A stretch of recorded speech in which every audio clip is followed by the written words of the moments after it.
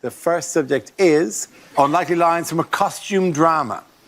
Madam, I'm in line to the throne, and as such we shall be dining somewhere that befits my title. Pizza Express Woking. Batman. I mean, I suppose technically it's a costume.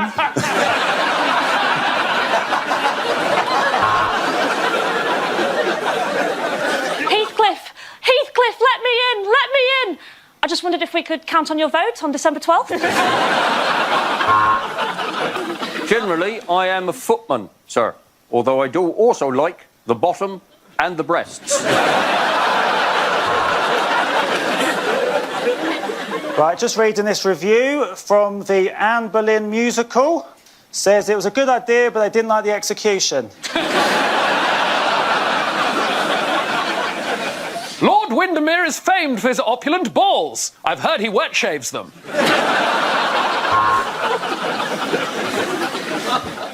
Jag kan täcka land.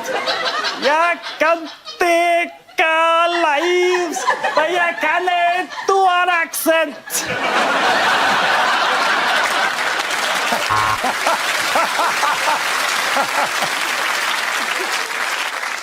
You are Jane Eyre, so this must be your brother, Nike.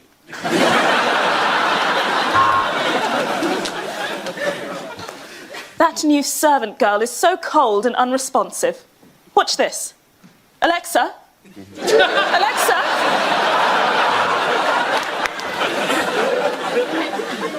Your Lordship, I am delighted and excited by the unexpected turn our correspondence has taken.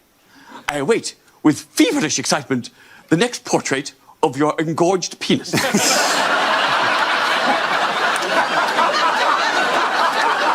Please accept this crude sketch of my boobs as a token of my affection.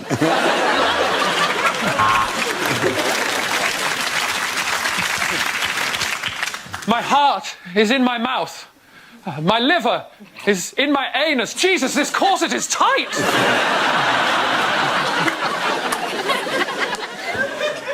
Carson, please get your hand out of my trousers.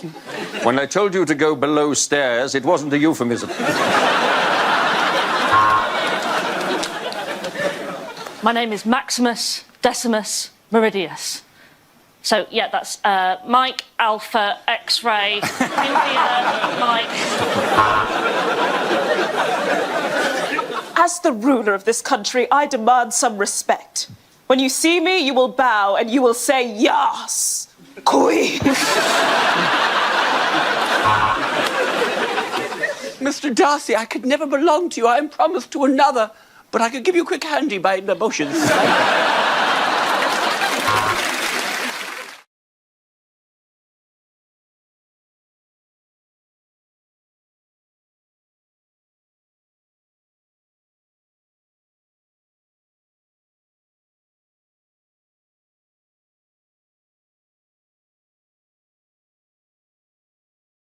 So that leaves us with Hal. Let's see what your topic is. Let's spin the wheel.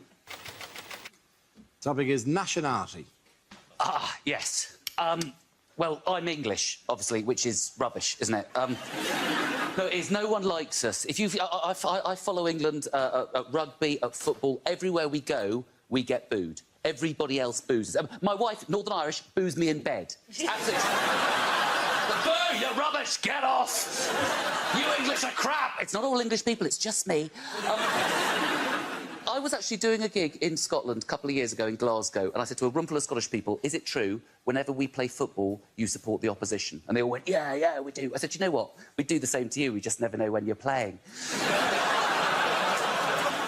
But I happen to think that sort of anti-English thing, and with Brexit, means the UK is finished. Eventually, in my lifetime, the UK is going to break up. I said I was a passionate Remainer when it came to Brexit, or Ramona, or my favourite one, a sneering member of the metropolitan middle-class liberal elite.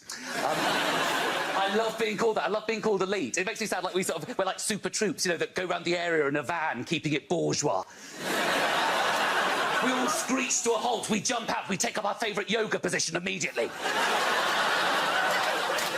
That cafe's no longer serving decaf soya lattes! Destroy it! Say that word! Say that word! Quinoa? It's quinoa, you bastard! Thank you very much. Well done, Hal Crittenden. I can't decide. Post of both of you. Come on back.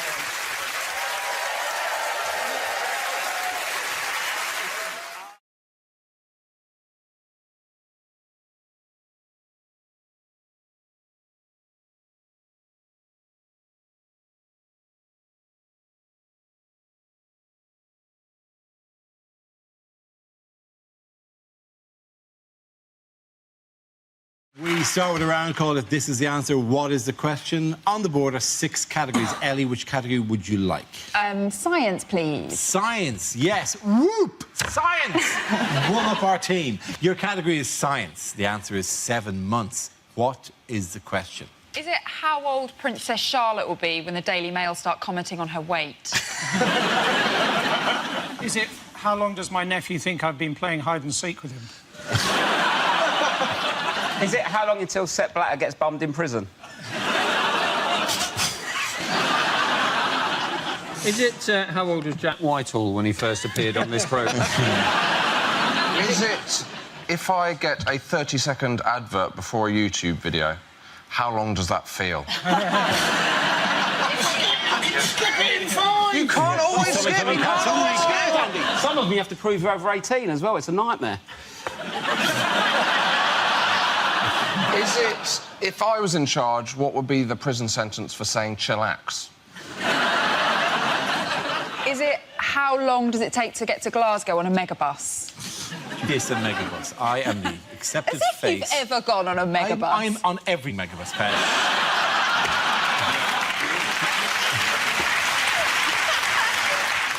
Is it how long it takes Dara to start a sentence? What are you going, Britain's Got Talent now? Is that what you're doing?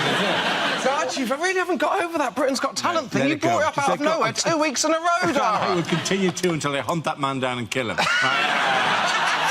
wasn't the fact that he did it. It was the fact that it was a snippet that they chose in all the acts. They said, oh, they'd like 1 second from each act. And his was just him going, and the number underneath. 089888999. I know, but... There's more to me than that. Is there? No. Seemingly not. Is it to avoid suspicion? How long is Mo Farah planning to run his next 10,000 metres in? OK, can we move to the correct answer, please? Is it how long it took for me to get over seeing my dad in the bath? That's very quick, actually, isn't it? Yeah. It took me 4 years. Really? What's he doing looking at my dad?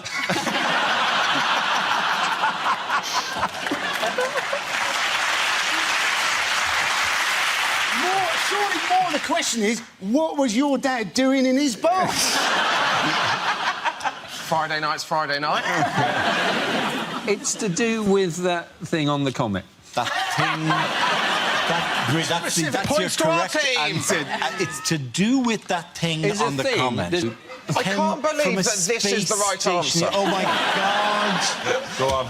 It's basically, how long was the space probe that landed on the comet asleep for? Absolutely right. Thank you very much, Andy Parsons.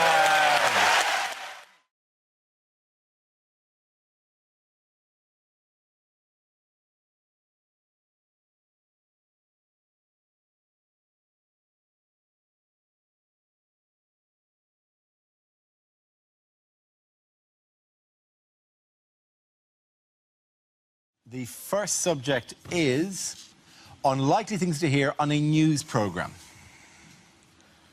As I report from my 6th day here in war-torn Syria, I think the lesson learned is that I should never have called my producer a wanker. According to statistics, the French economy is now the weakest growing of all the economies in Europe.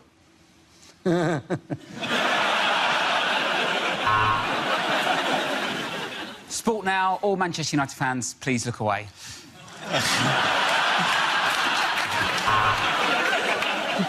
You've reached Al Jazeera News, which means you're only 20 channels away from actually finding porn. Here, you'll never guess who's dead.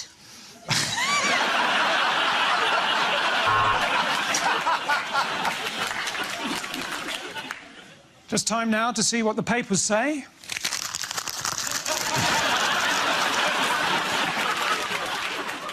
We will now attempt to talk to the survivors of the cliff fall. You all right, mate?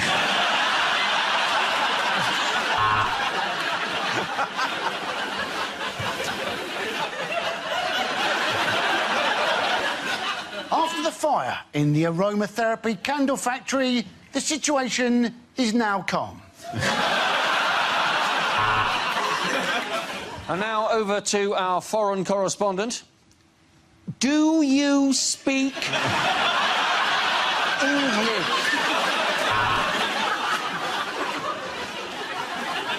Now it's time for the news near you. Hello!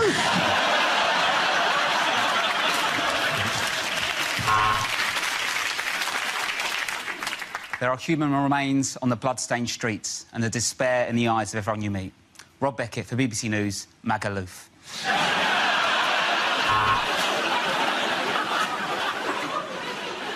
There continues to be heavy shelling here. Ramesh Ranganathan at the peanut factory.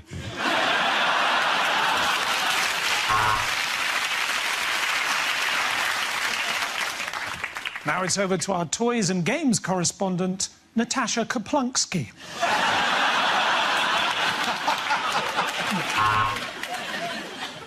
And eventually the sun will go supernova, the earth will become dark and frozen, and everyone will die.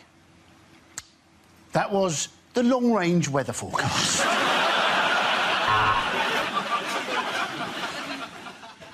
To my right, in my peripheral vision, Andy Parsons is showing us his penis. More on that as it unfolds.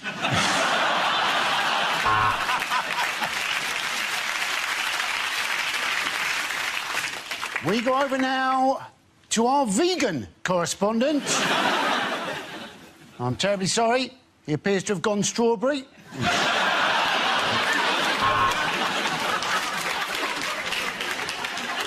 And David Cameron has delivered on all his promises to the Scottish people.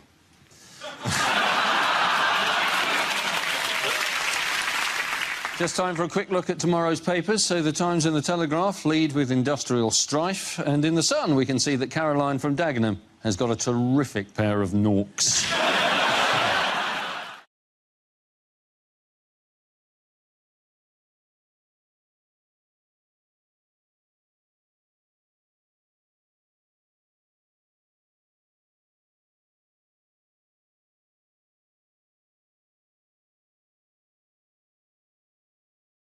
Let's spin the wheel again.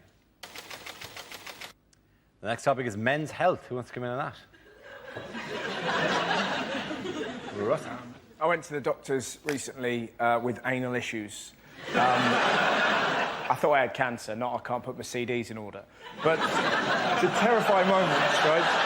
So scary, because in your head, I'm going to die, I'm going to die. And I went there and I took down my trousers. Obviously, we had a chat first, and it just... I'm not very well. You see that, mate? This is a chip shop. You've never done it slower in your life. I was just peeling them down. I got them down to about there. Just heard his booming voice go, "In the other room." You have a decision to make there. Do you pull them up or do you waddle with pride, right? You waddle, that's what you do. When you waddle, you can't help but giggle. The last thing you need is to be giggling is before a man's going to pop his finger in your Richard, because now you're a wiggling target, right? I'll be honest, when the finger goes in, you're not laughing anymore! You're like a red arrow! And that's the moment they chat. How you doing? Fine. When you draw the curtains, we've gathered quite a crowd. Look at that, it's Atrium Steps and he's getting violated. I'm not alone!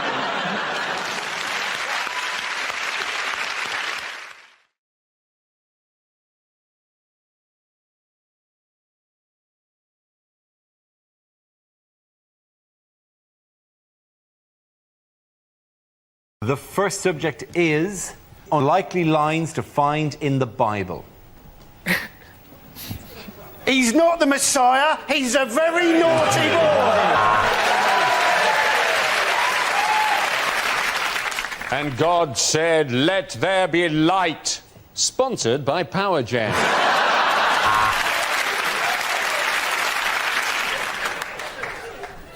A long time ago, in a galaxy far, far away. And God said, right, that's the 14 commandments. Now, will you remember all those? That's very good. Table for 12, Jesus. I can do 2 6s at 8:30. And on the 8th day, God created a magic talking leopard and forgot all about us. And Mary said God had given her a child, so Joseph went and joined Fathers for Justice. And it rained for 40 days and 40 nights, although Thames Water still had a hosepipe ban. St. Paul's third epistle to the Corinthians. Dear Corinthians, I've written to you twice now. No reply. I don't know how you do things in Corinth, but where I'm from, that's a bit rude.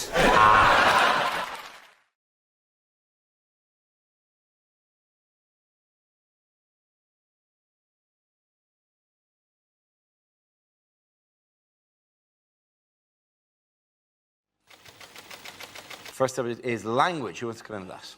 Chris.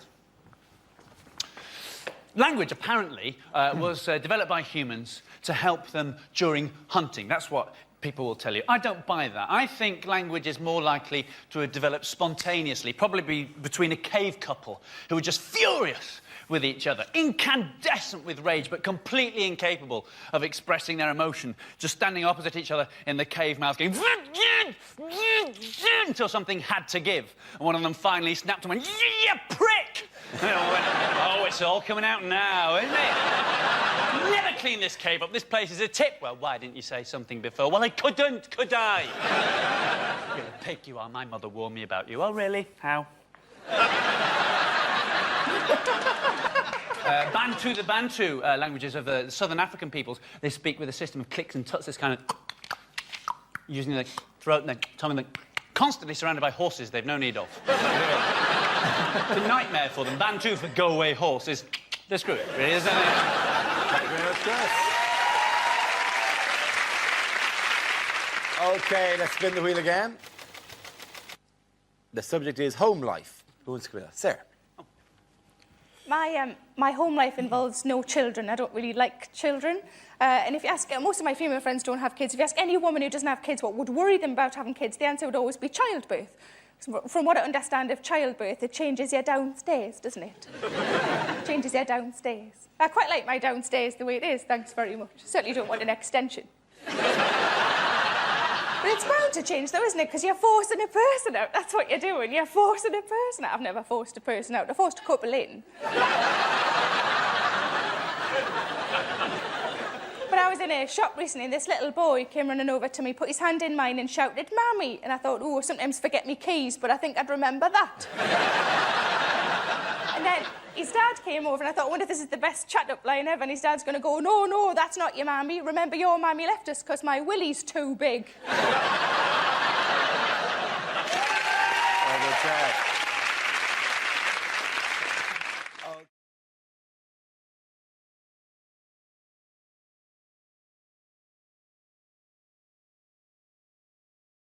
Next topic is bad things to say at Prime Minister's question time.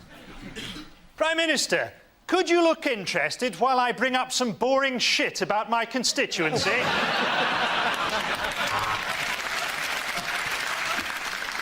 Is this going to take long? Because I've got an appointment with a rent boy in half an hour. Can I ask the Prime Minister, are you paying too much for car insurance? We've got one, we've got two more poofs than you. Could I ask the Prime Minister, when are you going to retire, you bastard? Prime Minister, my first is in P, but not in canoe. What am I?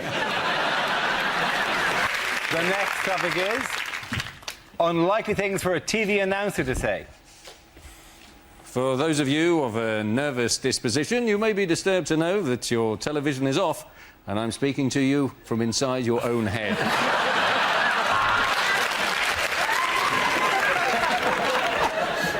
You're watching ITV1. Why are you doing that? I've got the listings in front of me, and we've got nothing. Nothing. Well, that's it. Don't forget that BBC 24 goes through the night, as do I.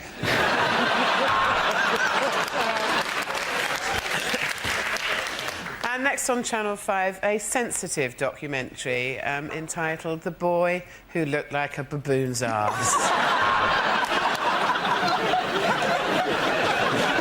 You may be interested to know I am completely naked and playing with myself. We interrupt tonight's showing of The Sixth Sense with some breaking news. Bruce Willis is a ghost. If you have been affected by any of the issues raised in Balamory... Tonight's episode of Songs of Praise contains strong language and scenes of a sexual nature. Let's leave it there.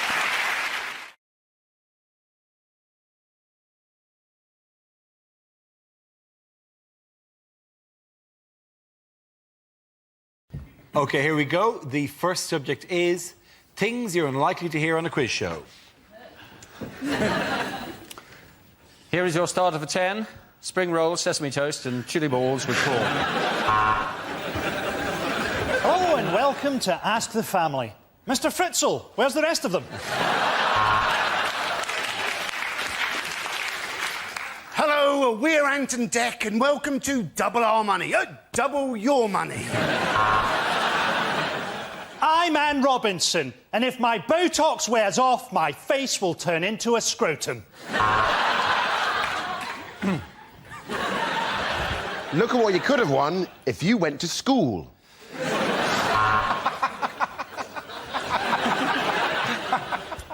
Name? Ted Smith. Occupation? Carpenter. And your chosen specialised subject? The life and work of the carpenter Ted Smith.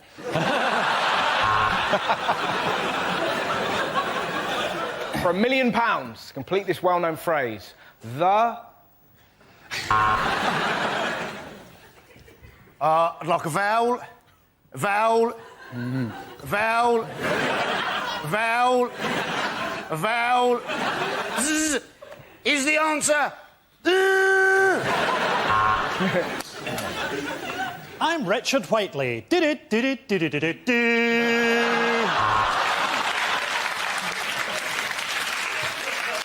Welcome to Inflation Adjusted. Who wants to be a Zimbabwe millionaire? It's the banker. He says he's got your kids. And your question is on celebrities. What jocular Irish host of the popular show Mock the Week is known by his friends as Dobby for his uncanny resemblance to the house elf in Harry Potter?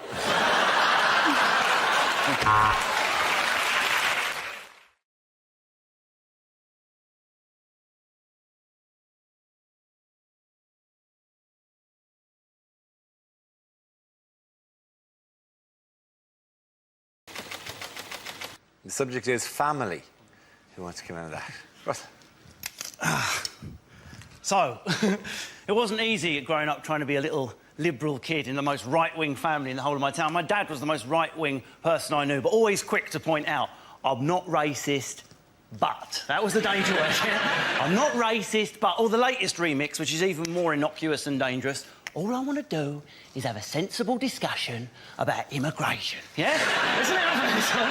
Well, no one with that face wants a sensible discussion about anything. I just want to have a sensible little chat in the back of that transit van over there, yeah? Me and my brothers, the rest of your family, Mr. Woolham whatever your bloody name is, mate, yeah? Get in the van, right? My dad even managed to be prejudiced about my first car decision. How do you even achieve that? By British or German. Do not bring Crappanese onto my driveway, boy. Not only that, but I chose a hybrid car. Part electric, part petrol, papa, right? Another question mark hanging over my sexuality. It's the noise of it when it drove off. Thanks for Sunday lunch. Bye, Daddy. Thank you. Well done. Good man.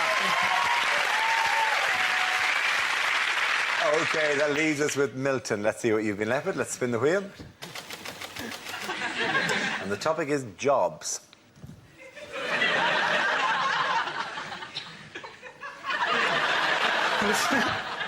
I used to work at a Christian rock festival selling toasties.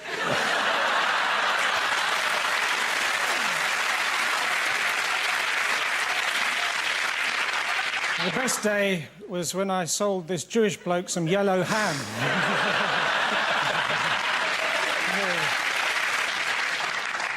My dad was a dustman. I didn't like him coming to collect us from school, though. Not because I was ashamed he was a dustman, it's just you never knew which day he was going to come.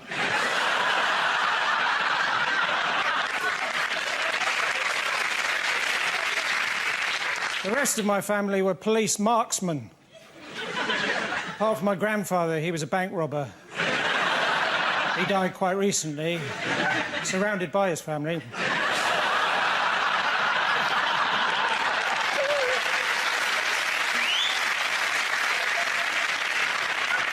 My uncle, he's a police frogman.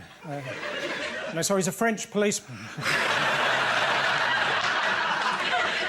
I used to work in a supermarket. It was my job to hand out samples of things for people to taste. But I was asked to leave after the little cups of bleach incident.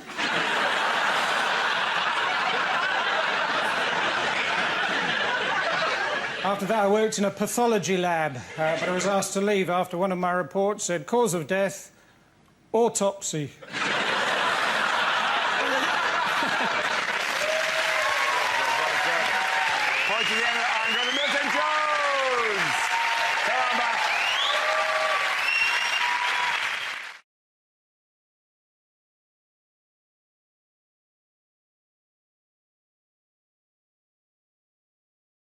Was up in Scotland, who was found by police in Buckingham Palace Gardens. This was Prince Andrew. Yes. And apparently the police stopped him. They thought he was a waster, and it turned out they were right.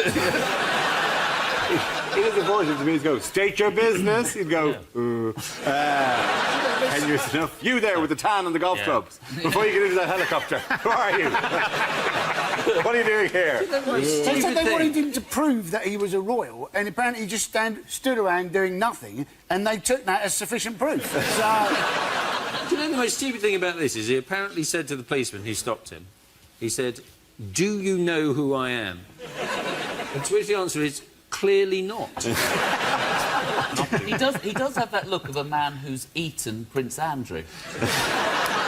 I think he actually lives in the garden. He was found in the garden, wasn't he? Yes, he was. He was walking around he actually lives in the garden? He had a big Does he like to dig at the dump? Does he live in the garden? That's what I want to know. Has he fallen so far down the royal pecking order that he now actually just lives in the garden of nuts and berries and stuff? What was the timeline of this, though? Was this before the burglary or was this after the burglary? It was after. Sorry, there was a burglary. A man broke in 2 days before. 2 days before. Yeah, hence there was a lot of... They were all on a little bit more... They didn't think that man was still hanging around there, did they? 2 days after They often return to the scene of the crime. That is one of the things I've learned about the criminal classes over the years.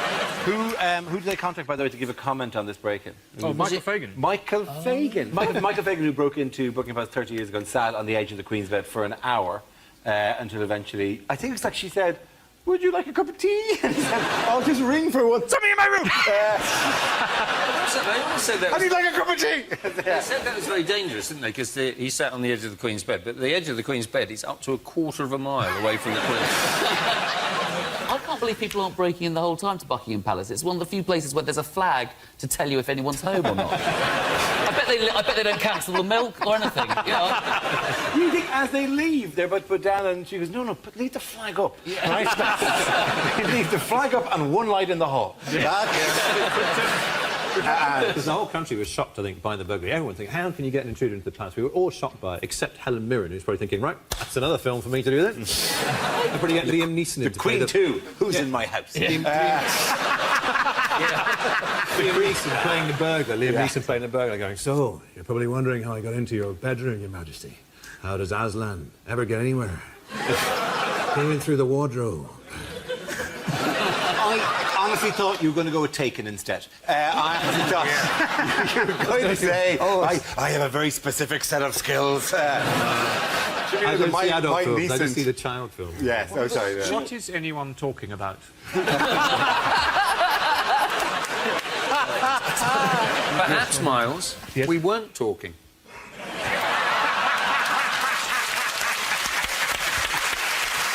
Very good. The end of that round, the points go to Miles, Hal and Andy. Unreasonably.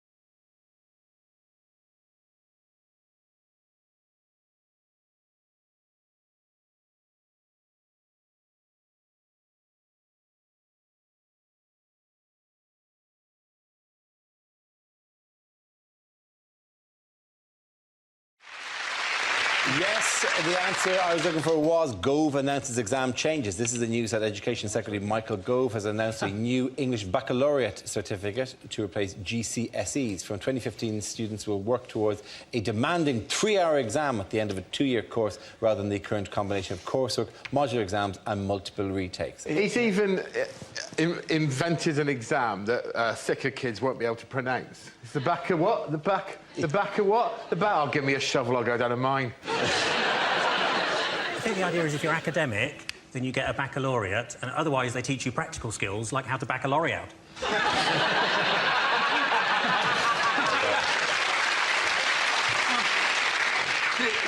The Tories have assured us that under this system no child will be left behind, but how can we take Tory promises that no child will be left behind seriously when their leader's David Cameron? What's do you know what the abbreviation is? It's called EBC. EBAC. It's called the EBAC. EBAC, which is when Yorkshire people make payment over the internet. I thought that was something from Star Wars, isn't that? Yes, it was. EBAC? Do you know who hated I the bet EBACs? you can't do the impression. Your EVACs will not qualify you to run the empire. Nah. There's been a lot of debate over, you know, whether grades have been devalued, and I was discussing that recently with my nephew, Professor Timmy. So, hang on, sorry, because it's one of these things that I genuinely am always perplexed about, coming from a different country as I have, with my spices and my silks.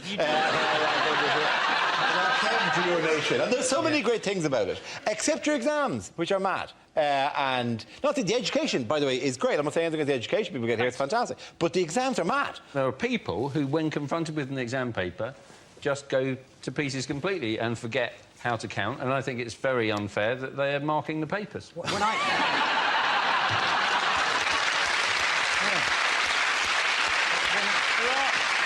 There are people who just shouldn't be taking exams. My friend Carl was at sixth form college with a girl who got her A-level results, and when she pulled out the piece of paper, the 3 letters telling her what her future would be, she went, that spells none. People make an awful lot about the pressure that kids are under, and I suppose they are, but speaking as an ex-teacher, that when it comes to exam time, there's far worse pressure on the teachers, because you have to spend sometimes 4 or 5 hours in those halls just walking up and down, and it's a recipe for insanity. I had no choice when I was teaching but to invent a game called Compile. It was just to see who could walk up and down the aisle the campest.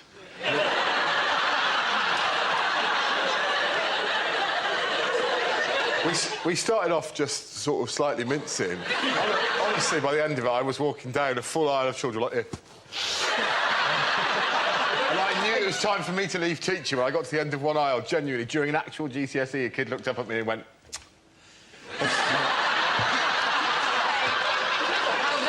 So were you essentially voguing your way?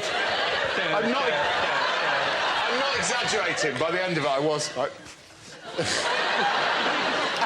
The thing is, they want to make the exams harder, don't they? You know, but surely they're hard enough already if your teacher is walking up and down, camping it up.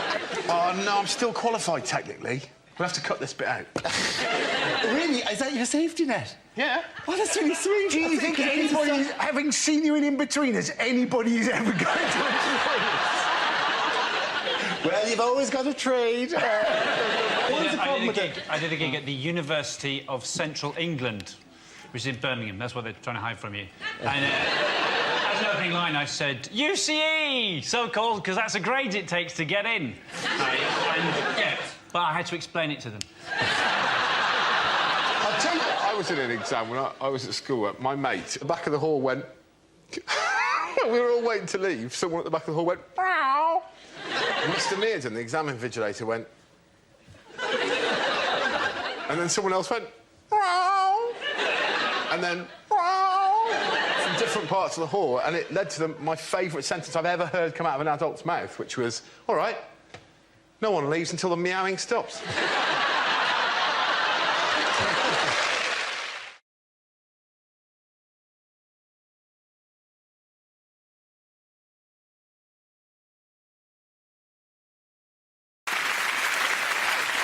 Our next round is called Headliners. Here's a picture of Centre Court at Wimbledon. But what does RBWF stand for? Is it really boring watch football? Regular bunch of white folk. Is it? Russin' bussin' winner Federer. Bussin' winner Federer. What's that then? What is that? Is that like I think that's from Scooby-Doo. as Captain Caveman commentating on... Is it replace balls with fruit? All right, let's move towards the correct answer if we can, really please. both Williams's fellas? Is it simply rich bastards watch final? There's a touch of that, all right, yeah. Excellent. More tennis for the people. For those, is it record-breaking Wimbledon final? It is record-breaking Wimbledon final. Thank you very much. Y'all watch this? We excited? Do you know the most amazing thing about the final? Tim Henman commentating on the final. What does he know about it? To be honest, none of us were interested. As soon as Murray got knocked out, we weren't bothered. And it was hilarious how fickle we were. We were like, come on, Andy, do it for Britain. Game, set, match, Roddick. You Scottish bastard! Straight away. Andy Murray, I think, is, like we've got to admit, is a brilliant British number one. Yes. We're not taking anything away from him. But let's not forget, the British number two is actually Adrian Chiles. And the number three is just the concept of disappointment. For many years, there wasn't a British number one. It just started at two. Did you see the other British guys that got knocked out in the first round? Some of those guys turned up with snooker cues. I mean, you're right, Frankie, because I, in fact, had 2 weeks at the David Lloyd Tennis Centre, and I'm now Britain's number 6. It's not just Britain that's bad, though. What happened to the lesbians? They used to dominate Wimbledon. Where are they now? Yeah. Well, I really miss that smell of pipe smoke in the ladies' locker room. What I like about Andy Murray, right, is he's, like, beyond Scottish. He's, like, almost translucent.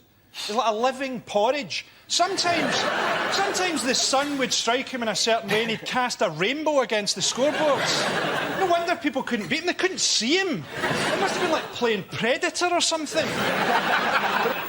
If you watch Wimbledon, I loved it. It was really great because the cameramen this year were proper perverts. Yeah. Every time a point was played, they're like, right, let's have a look. She will do. Did you see there was one clip where this girl with massive tatty bojangles was literally jumping up and down? Yeah, I saw that. In slow motion going... And McEnroe actually said, God damn. Yeah. And it was literally the highlight. Not to be honest, Mike, I watched that in high def, and in 1080, that was phenomenal. They always cut to the beautiful wife or girlfriend in the box. They always do that. I wish... Now, looking back, I'd really tried at tennis and got to this level. And then I'd have gone out with the fattest pig I could have got and sat her up there until they said, oh, Skinner playing really well. And there's his, oh, my God. Looks like he's given her a few backhanders. We've been able to see a Patty Bojangles, or what are they called? It's Tatty Bojangles, but the thing is... The best thing about... You don't use that during love play, I hope. I'm talking about my girlfriend. It sounds like an imaginary friend a child would have who behaves inappropriately. Oh, dear, Mr. Tatty Bojangles is here again. I'll never be able to get to sleep tonight. Who spilled the milk on the floor? Tatty Bojangles. Anyways, the other great thing about the cameramen is some of the replays were outstanding because for some reason Wimbledon seemed to employ the oldest ladies they could to be line judges. So these poor women haven't got a chance of getting the way out of these 137 miles per hour serves. There was one old woman, you could literally see it just go whack and smack her in the face, and they replayed it. Just see this poor lady go... and all the... Get work, love. Well, I've got Spalding on my face, and no! I love the screaming, you know, the screaming and the grunting. Actually, the neighbours asked me to keep it down. In the final, they cut to a shot of Woody Allen and Soon G sitting in the crowd. And I was trying to read his lips, and it looked like he was saying, no, don't buy an ice cream. That just makes me look like a pig. Don't buy an ice cream. And will you stop calling me Dad? Everybody was interested in when the roof closed, and I thought, that's not the exciting bit. The exciting bit is when the roof opens and the umpire's chair goes back and Thunderbird 1 takes off. Well, that was the thing, wasn't it? They said the roof would stop moments like Cliff Richard singing because it was raining. You think, that's a lot of expense to go to stop Cliff Richard singing. You can get a gun in Brixton for 60 quid. What I love about Wimbledon in general, it's the only sport that has its own fruit. You know, strawberries. Imagine doing that at Millwall. Lovely game. Guava? What is the grunting about? I'd like to see them doing it in, like, the snooker or something. Yeah.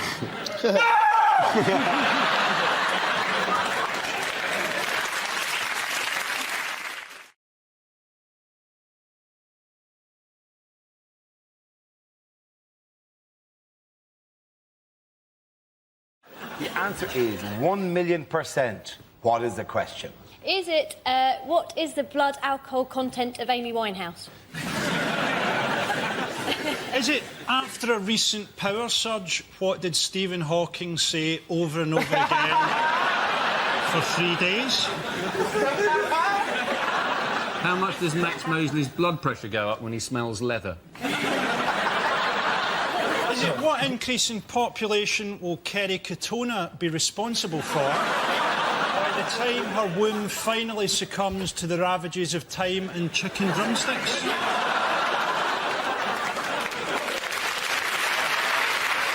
Is it?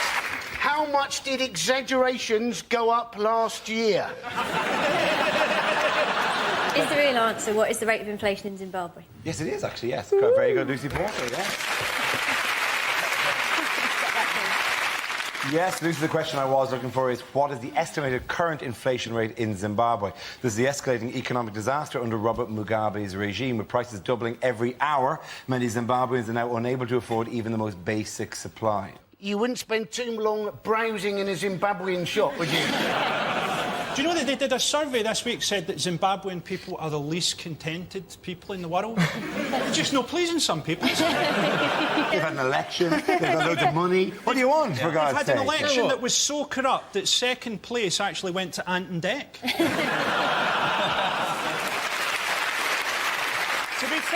To be fair, though, I mean, people give him a hard time, but he actually, you know, he ran a good campaign, he had a good slogan, vote for me and I won't kill you.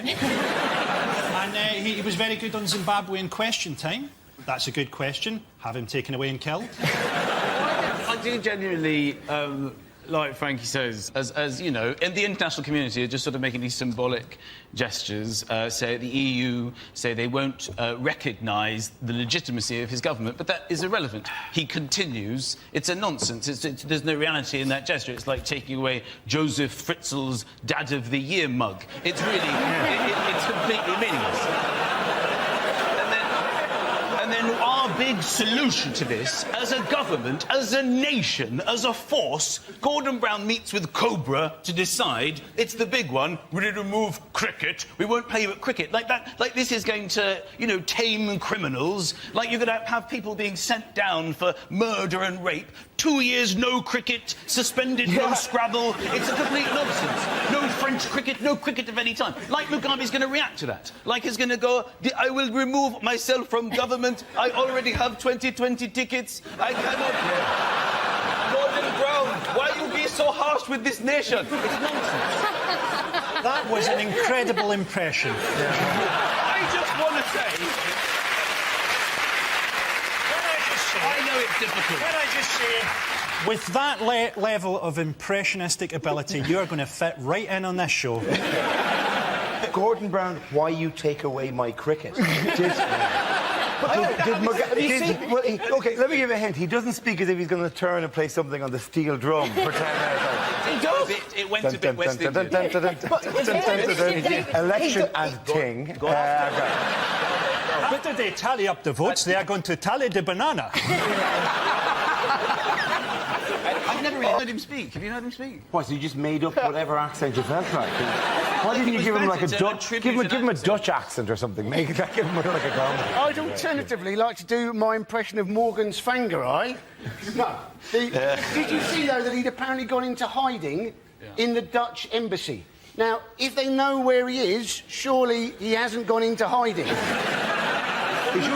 You didn't go, oh, let's play hide and seek, you count to 10, and when you open your eyes, I'm in that tree over there. Let's be honest, of all the places you're going to hide, once the Colombian embassy are too paranoid to open the door, second place is obviously the Dutch embassy, who are always willing to let anybody in case they have pizza. Just, come on in, man, party time, what's going on out there? That's a Dutch accent. That's great. Very good accent.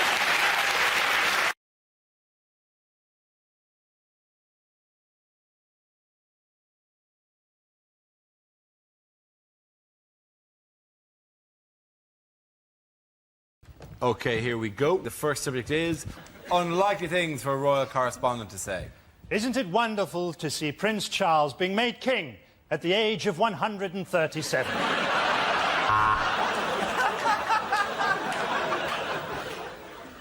And the Queen there, majestically taking her place in the queue to withdraw her savings from Northern Rock.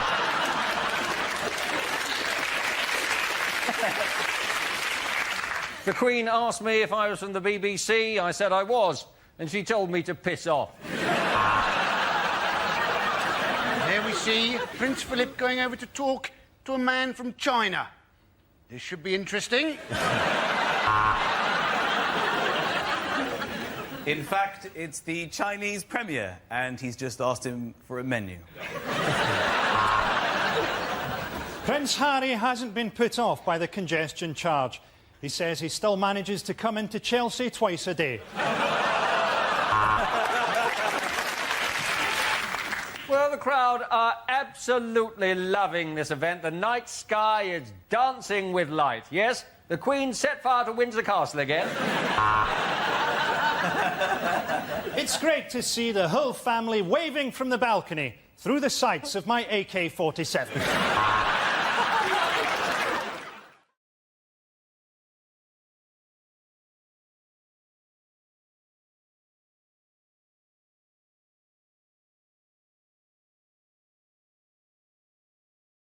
Our next round is called Newsreel. We play on a recent piece of footage featuring people in the news and ask Hugh to suggest what might be being said. This week's clip features Boris Johnson and David Cameron.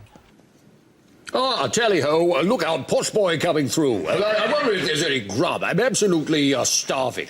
Now, remember why we're here, Boris. We're here to reassure the public about spending cuts, not just so you can eat. No, but look, there's cake. There's cake. There's loads of cake. I love cake. They've got all sorts of cake. They've got pink cake. They've got blue cake. What am I? Am I pink? Am I blue? Am I pink? I've never been pink. God, I sound like William Hague. Anyway, all the cake's on cameras. He's got loads of cash from the spending cuts. Actually, this is the last £10 left in Britain, so we'd best be careful with it. Well, I want a meringue. I love a meringue. I love all the cream of meringue. Well, why don't you share mine? I mean, times are hard. Well, I could, I suppose, but I have a rule. I have a rule. I never share anything with another man, unless, of course, it's his wife. There we go. Now, careful, don't get any of the white stuff up there. No, that would be very bad. Anyway. So, do you have any change? We were hoping to save some for the poor people. It doesn't really matter, but if there is some left over... £3, lovely. That's absolutely perfect. God, there's a big crowd here. I wonder if I could do them for the congestion charge. They absolutely love me for the congestion charge. They love my blonde-haired buffoonery. They love me. Come on, Boris. Oh, yes, they love me. And they love me when I'm riding my bike. That's what they really love. Yes, oops. There we go. That's the Pakistani betting syndicate satisfied. Oh, look, lovely. Sticky fingers. Yes, I love a sticky finger. That's got the first. Oh, look, a genuine Cockney. Hello, how are you? Oh, Lauren Lummy, who shot Cock Robin, apples and pears. Down the old chimney, Mary Poppins, the Cray twins, innit? I'm sorry, I have no idea what you're talking about. Well done, you.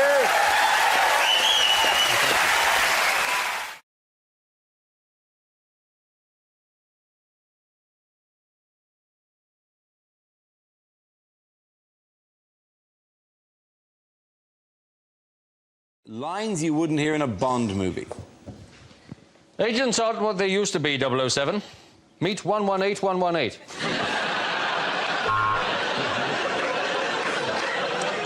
One dry martini, shaken not stirred, and 4 Jaeger bombs.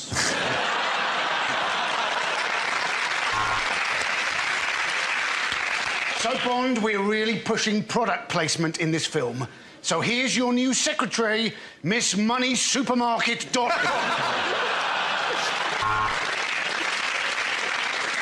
Goldfinger, what are you doing with that laser? You've nearly burnt my cock off.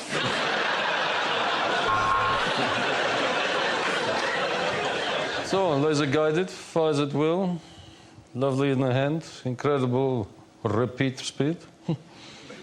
Tell me, Mr. Bond, where'd you get a penis like this?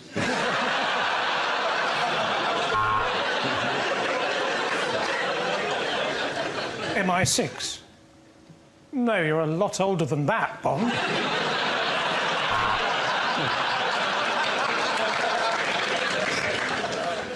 Aha! Mr. Bond.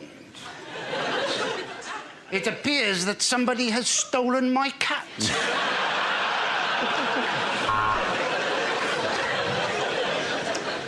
Sorry, James, I'm going to have to remove your licence to kill. Also, I would question the validity of this boob inspector card. Hey, it's me, Pussy. Pussy no more? Yeah, I'm post-op now. It's going real good. Professor, how could you? You tried to mix giant broccoli with 3 million eggs. So, your terrible flan has failed.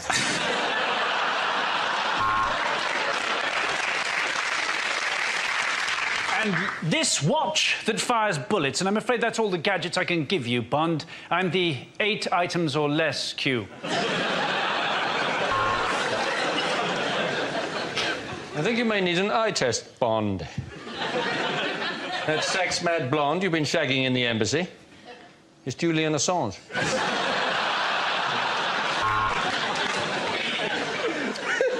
So she's smuggling diamonds somehow, Bond, and your job is to find out how. Just go to the hotel reception and ask for Fanny Vajazzle.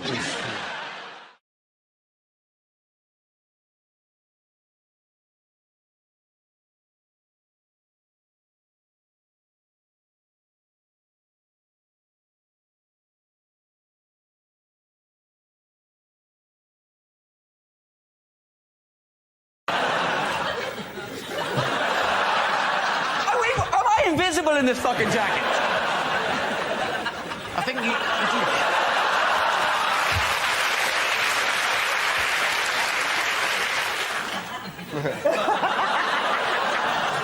Tonight on Russian cookery, cyanide, polonium, and a crab stuffed with explosives.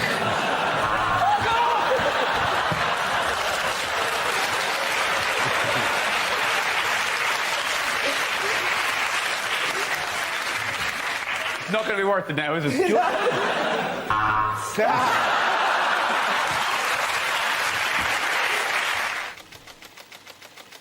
And the first topic is that bullying? Who wants to come in on bullying? Ed. I'll say bullying. Bullying, serious problem. Obviously, there's a lot of problems in the world, but it's okay because wristbands are sorting them all out. Them ribbons were useless, but the wristband was on the case to save the day. But my favourite wristband is the anti-bullying wristband because footballers like Wayne Rooney, people like that wearing it, that kids were getting beaten up at school for their anti-bullying wristband. And that's just beautiful. I'm just so glad that never happened to me when I was at school because I could imagine myself trying to reason with the bully as he beat me up for my anti-bullying wristband. Like, no, but that's my... Oh, the irony. You're only fooling yourself. You may take my wristband, but your actions will never mirror the sentiments it represents.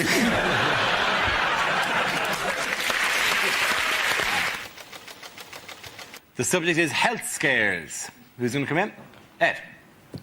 Well, of course, there's bird flu, which has killed about as many people as have died of vending machines falling on them. And we're very worried about that. Apparently, the reason we're supposed to be worried about it becoming an epidemic is because apparently this is the science behind it. Somebody could have regular flu, Apparently, right? Somebody could have regular flu and then could catch bird flu as well. And then theoretically, hypothetically, scientifically, the two could mutate inside that person and create a super strain of bird flu that's airborne like regular flu, and then there could be an epidemic. It's possible. Why don't these scientists smoke a joint and lighten up? Is it not also possible that someone could have bird flu, eat a chicken wing, and then be given the power of flight? Is that not on the cards? I feel a bit sniffly. I went to KFC, had a chest X-ray. Next thing you know, the next stage in our evolution. The subject is taxis. Who wants to come in that? One thing I don't miss about London is London cabbies. I used to live in Muswell Hill, a leafy suburb of London, about 6 miles north of here. That's what I thought when I bought the house.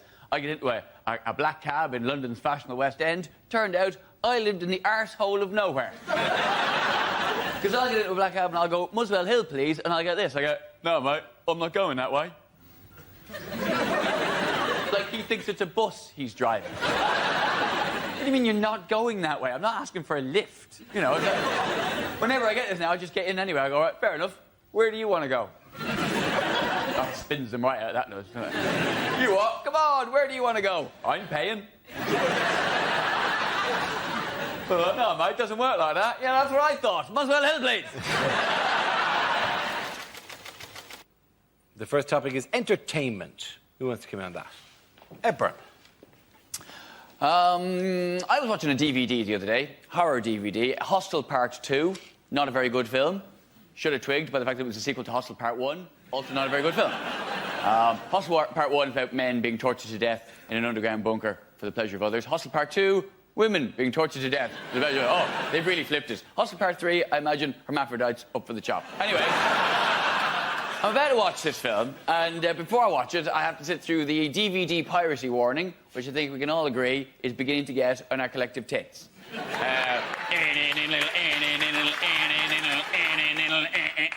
Oh, this music's so funky, it makes me want to obey the law. And it's the patronising nature of it. It's this thing of, you wouldn't steal a handbag, you wouldn't steal a car, so why would you steal a movie? I'm sitting there going...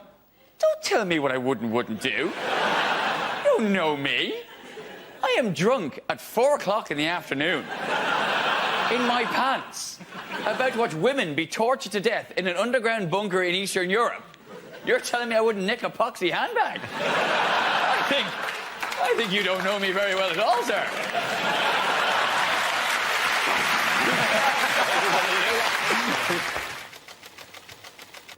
Subject is young people. Hepburn.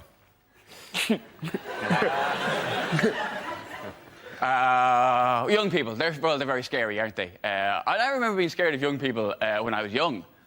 But when I'm grown up, I'll be bigger than them and I won't be scared of them anymore. And then they armed themselves, which I felt really unfair. I'm not scared of, like, goths or emos, which is kind of a shame, because goths make more of an effort to look scary. It's almost a shame they're not scary. They make more of an effort, and they give that look. Like that, does my vampiric countenance not chill you to your bones? You're like, no. I could send one hoodie in there, it'd be like a dog worrying sheep. Don't annoy me. Getting stepped to by an emo. You're an emo, for God's sake. I think between the two of us, we both know who you're most likely to harm.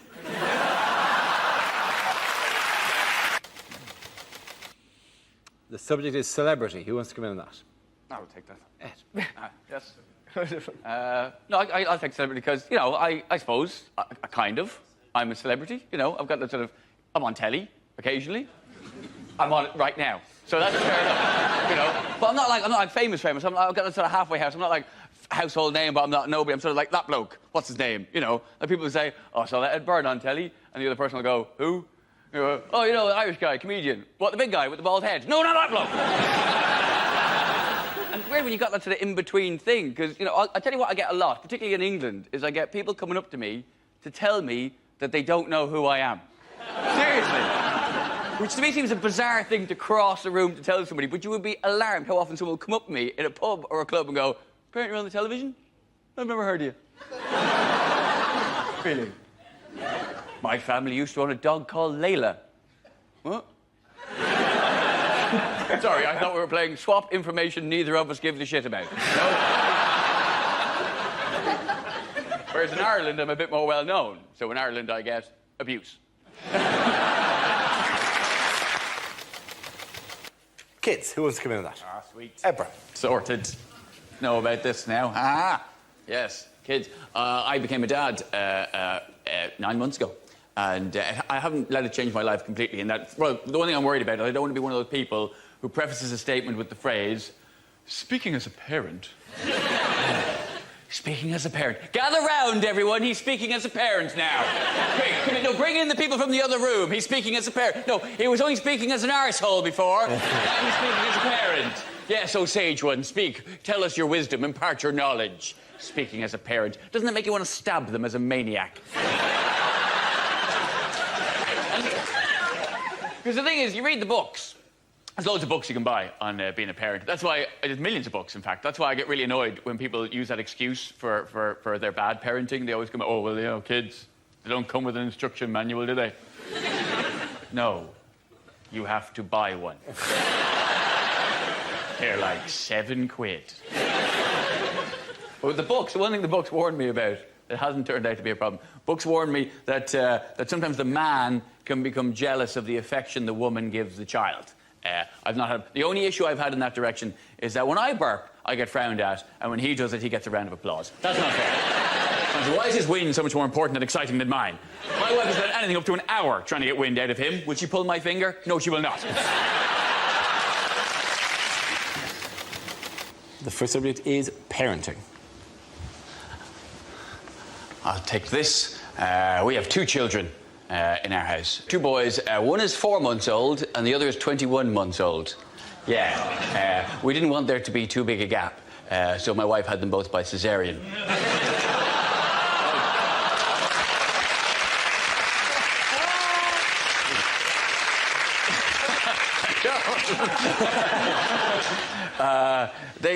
To be honest with you, the 4-month-old, he's already more of a man than I've ever been, because he's already mastered the art of the casual vomit, something I could never do. When I'm sick, it's a biblical event, it's coming out my nose, I'm pulling muscles in my back, but he's so cool with it, he'll puke and then he'll look at you like you just did it. You know, what's this? That was you. Don't think so, doesn't sound like it. But it's amazing the pressure that can build up inside a small child. It's got the puke flies out and the piss flies out and the shit.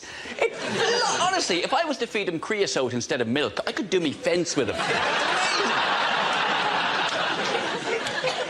The thing we've been careful about, though, is even though I have 2 boys, I didn't name either of them after me, because I didn't want to have that big Ed, little Ed thing.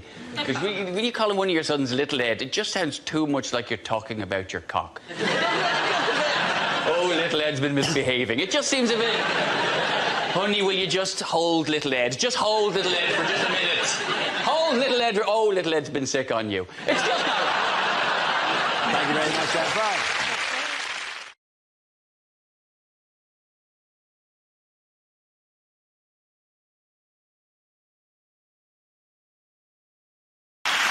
We start with a round called If This Is the Answer, What Is the Question? On the board are 6 categories. Reese, which category would you like? Home news, please, Dara. Home news is the category.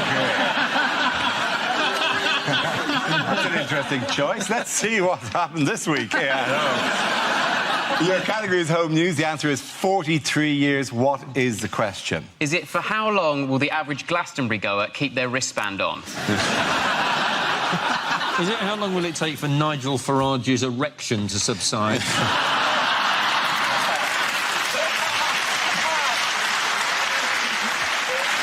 Is it, if Jeremy Corbyn asked the Shadow Cabinet for a high five, how long would they leave him hanging? Is it how long will somebody have to wait if they're born today before they can move out of their parents' house? Is it how long will you have to wait for your Uber if everyone gets deported?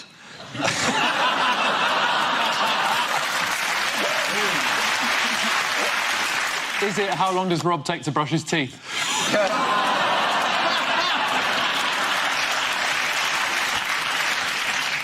Big teeth, isn't it? Is it what's the age difference between Cher and parts of Cher? Is it how many years has Jeremy Corbyn had his shirt? Is it the average age of the Russian under-21 gymnastics team? Does any of you know what the correct answer is? On which wedding anniversary is it traditional to give them some time apart? But actually, I think it's how long have we been in the EU? Absolutely right. Thank you very much. Cheers.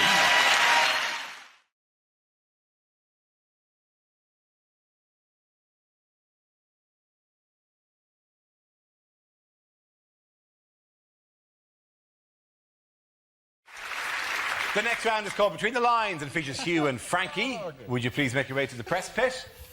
Frankie, this week you are soccer superstar David Beckham introducing himself to the many fans of LA Galaxy.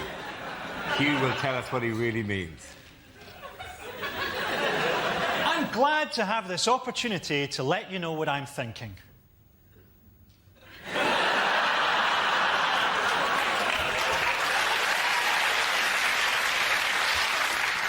It's great to have left Real Madrid.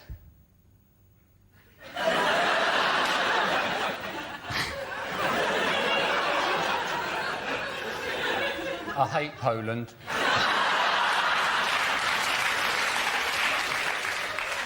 I've bought a house in LA, right by the big Hollywood sign. I'd love to know what it says. Brooklyn has settled in well at an American school. He shot someone. My wife knows how much I love her. I sent her a text by mistake. I was surprised to learn that I was wanted by Scientology. I didn't know they had a team. Tom Cruise's wife, Katie, is always advising us to hire more staff. She keeps sending me notes saying, get help.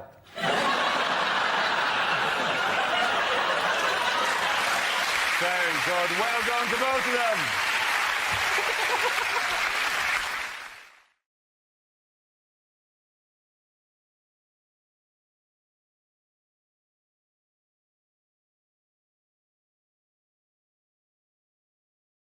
The next round is called If This Is the Answer, What is the Question? On the board are 6 categories. James, which category would you like? Sport, please, Dara. Fantastic. Sport it is. The answer is 20 minutes. What is the question? How long does it take to steam French beans so they don't squeak when you bite into them? What is a frankly disappointing distance for the TARDIS to travel back in time? How long does it take Joey Essex to fill in the name and address section on any form? How long does it take Oscar Pistorius to cross a cattle grid?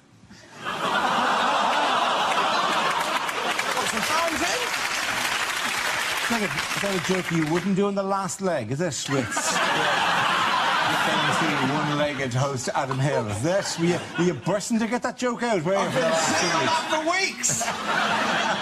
On average, how long is it between Greek elections? How often does David Cameron have to take swine flu medication? Is it when a man says he's going to make love all night long, what does he really mean? Oh, let it go! It was one time, Gary! Is it true or false? People don't understand true or false questions.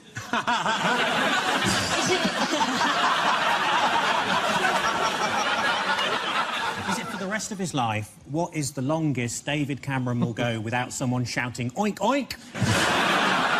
Is it? How long had the pig been dead for before that?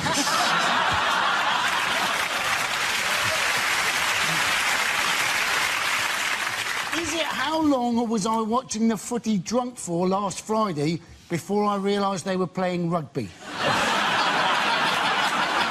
OK, then you know what it is? Yeah. It is, I think, how long was the opening ceremony to the Rugby World Cup? Absolutely, thank you very much. You, yes.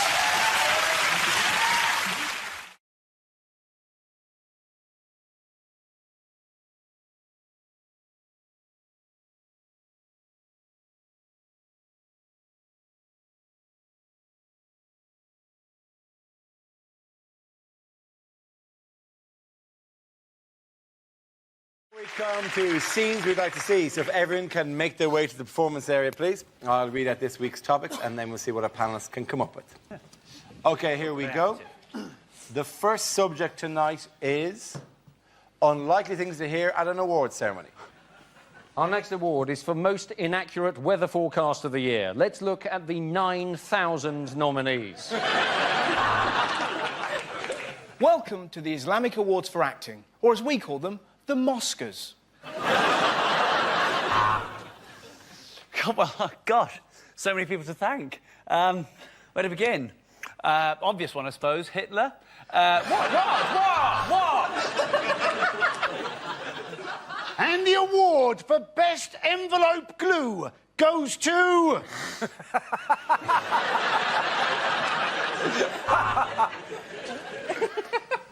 Now, Teacher of the Year. Quieten down. It's your own time you're wasting.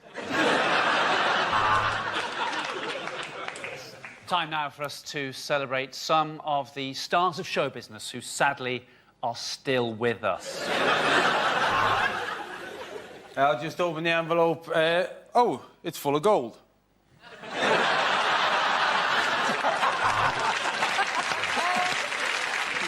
And the award for special effects goes to the team behind Gordon Brown's smile. And now we're going to watch a film showing some of the people that we've lost this year, including 2 you didn't even know were dead. I'd bang that, I'd bang that, wouldn't bang that, I'd bang that. Anyway, the award for Best Actress goes to... Welcome to the Accident at Work Awards.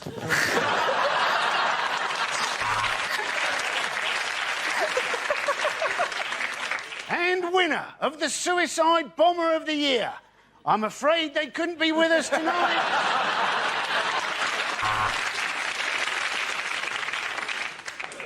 And the winner of the Best Scientist in Physics is... There's no ramp, Stephen Hawkins, it's not you. The next category is things you wouldn't want to hear on a cruise. This is your captain speaking. Welcome to Somali Cruises.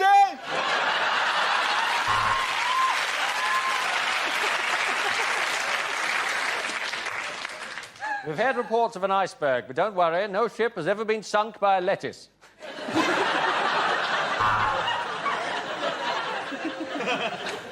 Hello and welcome to Ryanair Cruises. The following safety announcement is incredibly vital if you want to stay alive. And if you'd like to hear that, that'll be an extra £5. No, we very rarely get any injuries from people playing quoits. You were just unlucky to be sunbathing naked with an erection. Oh, yeah, we were on this last year when it sunk. If you look to your left, there's a man eating squid. After that, he's having chips. I would like to apologise for the rocking of this boat, but we are currently being humped by a whale. Thanks for coming to the show. I've got to be honest, it's been a while since I've sung this one. Do you want to be in my gang, my gang? Welcome to Rita's Erotic Ping Pong Bingo. 2 fat ladies, Oh, the 3s, 33. Oh, some hobnobs. For those of you gathering on the car deck, I said we would soon be docking, not dogging. I'm looking for a really old husband with money. How's your heart? Yeah, I'm there. I'm in the cabin next to yours. Could you be a bit noisy when you're having sex? There appears to have been an incident in the swimming pool. If a Mr. Barrymore could contact the captain... Okay, the end of that round. Points go to Chris, Hugh and Sarah.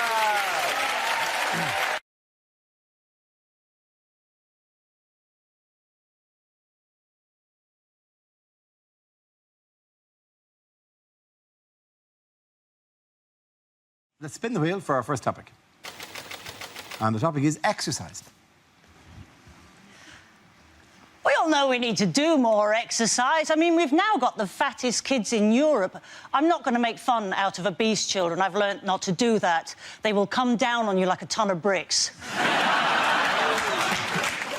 didn't like exercising as a kid. When I was a kid, I was made to go swimming in a pool that had a Veruca pool before you got into it. The Veruca pool. Do you remember the Veruca pool? They actually called it the Veruca pool. You can't encourage children to walk in something that's called a Veruca pool. It's like offering somebody the use of your chlamydia flannel, isn't it? I mean, I try and exercise a bit more now. I've started doing yoga because apparently it increases your flexibility and spirituality. And I've got to be honest, it's pretty good. I'm now so good at the downward-facing dog, I have on occasion caught glimpses of my own third eye. I did a half marathon though a few months ago, which was pretty good. You know, don't be overly impressed, which you're clearly not. But I only finished yesterday, so there's clearly a lot of work to be done. And I did the run for charity, and I know a lot of people are doing things for charity. You can't just exercise now, can you? You've got to do it for a good cause. And I get a lot of those emails. I know we all do. You know, will you sponsor me? Will you sponsor me? I'm like, what are you doing? I'm flip-flopping up Kilimanjaro for diarrhoea. Going across the Arctic for trapped wind. Are you? Don't do that. I mean, the last London Marathon, it cost me an absolute fortune because I sponsored loads of friends, right? I gave one friend 20 quid because he was doing it for cancer research, another friend 20 quid because he was doing it for heart disease, another one 20 quid because he was doing it for diabetes. In the end, it was actually cheaper for me to join Bupa.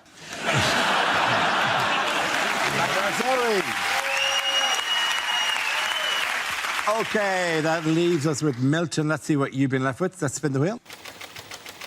And the subject is work.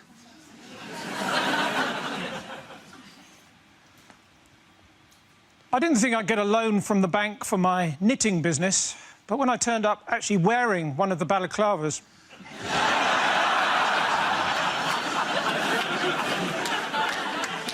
I used to be a weatherman. In fact, does anyone want to buy a broken barometer? No pressure. If there'd been a mix-up, my uncle could have ended up as the next president of the United States. He's an undertaker in the army, or Barack Obama.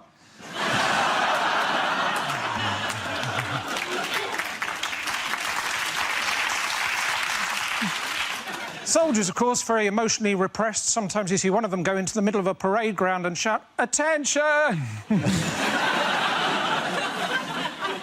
What he needs is a hug. Well, that's what I thought. My dad, he was a soldier, so, of course, as a family, we were always moving around a lot, because he used to use us for target practice. 6 hours I had to wait in the other day for the electrician until he opened the cupboard under the stairs and I was able to leap out at him. I remember when I was a policeman, I was asked to seal off an area and I went... That's all right, thank you. Well done. Points there for Mr. Jones. Come on back.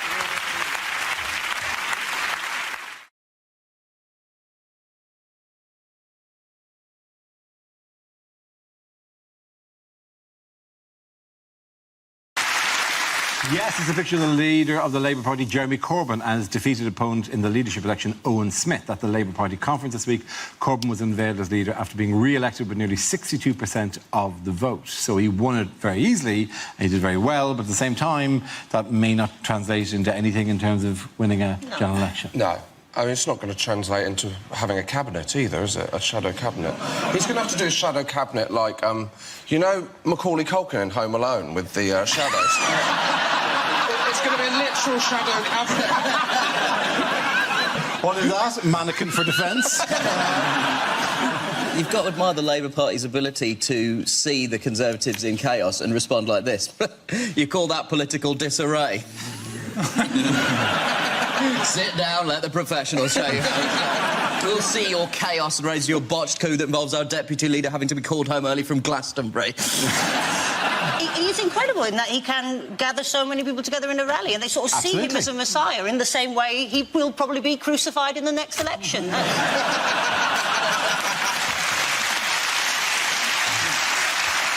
It is some statistic like that, the largest political party in Europe or something at the moment, the largest amount of members. I mean, he rode in on a huge wave of success. It should translate across, and yet, and nobody's any attack on him. It feels like winning the technical challenge in Bake Off, you know, where you make some. Stop angling for the job. Just saying. Can I interject here? Has anybody on this stage won the technical challenge in Bake Off? Yes. Yes. What did you have to make? Lemon meringue pie, bitches! OK, right. Two things. Firstly, you were doing great on I won the technical challenge on Bake Off until you said the words, a lemon meringue pie. When you know... No! That's just a cake. That's not a technical challenge. It's some 17th century... Lemon meringue pie is not an easy technical bake. In fact, Paul Hollywood even said, he looked at me and said, I bet I'm going to cut right into that, and all the lemon meringue's going to just pour out of it. Did it? Did it? Bugger it! OK, well, you killed my metaphor, which I was going to do a really nice thing. I didn't mean to kill your metaphor. I just meant to point out that I am more qualified to wield it than you are. That's all. I'll give you that. Tell us about your show. This is actually turning into the Labour Party conference. Tell us about your showstopper, Ed. How did that go? How did your showstopper go? Didn't go well. Didn't go well, did it? Carrot cake, and it was raw in the middle. And then you just threw icing at it like you were trying to smother it. You're slagging, but I like the fact that you watched.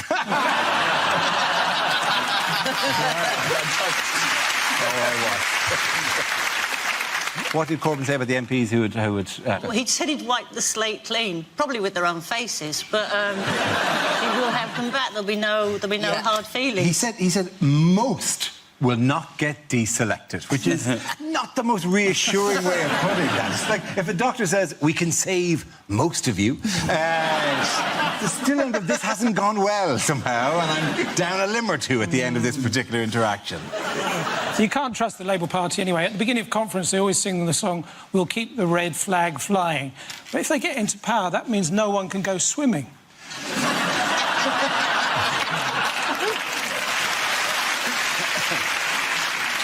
Is it 600,000 followers? I think they're followers, aren't they? Necessarily. Sorry. That's Christ you're thinking of. Also, I think that was 12 as well. Yeah. Did you see the Book of Poetry? Yes. Oh, yeah. Oh, it's lovely. It's very, very lovely. Yes.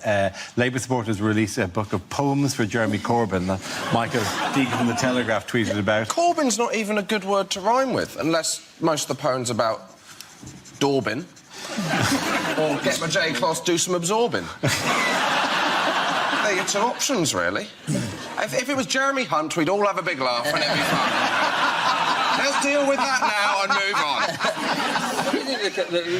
The Corbyn sounds a bit... You can say you've got the green bin for glass, haven't you? You've got the black bin for plastic. You've got the Corbyn for recycled old ideas from the 1970s.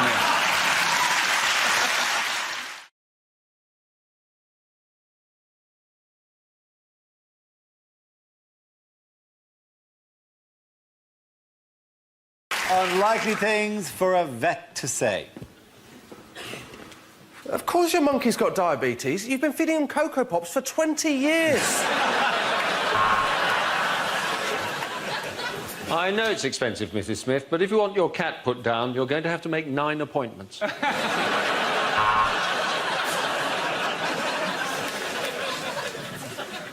No, I'm afraid Timmy won't be coming out of hibernation soon, and that's because he's not actually a tortoise, he's a Freybentos pie. So what I'm going to do is I'm going to cut open the stomach of your Rottweiler, and hopefully I'll have both of us out of here in no time whatsoever.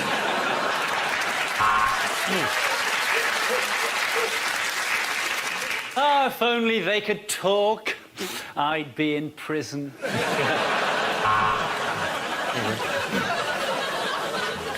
The bad news is we've had to chop off one of Fido's legs, but the good news is you put roller skates on him, that's 3 million hits on YouTube right there. You're right, Mrs. Thomas. This is the first beaver I've seen. Now, what pet have you brought in?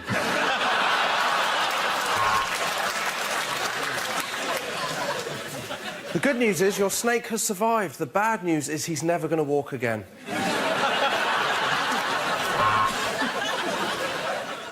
Well, sir, if you think this treatment is too expensive, I suggest you get your meerkat to find somewhere cheaper.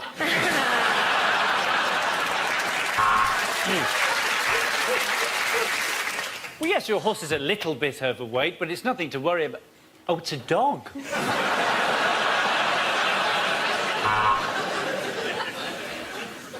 We just had the test results back on the cows, and it's not good, I'm afraid.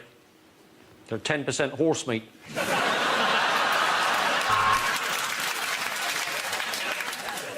I'm afraid it's dead, Mr. Forsyth, but I would say maybe you shouldn't have kept it on your head for so long. I'm afraid I'm going to have to put your dog down. Rover, you're a fat, lazy arsehole who couldn't catch a stick to save his life. Mr. Johnson, you spoil that dog. Not only are you overfeeding him, but he's quite capable of licking his own balls. At the end of that round, the points go to Chris, Hugh and Gary.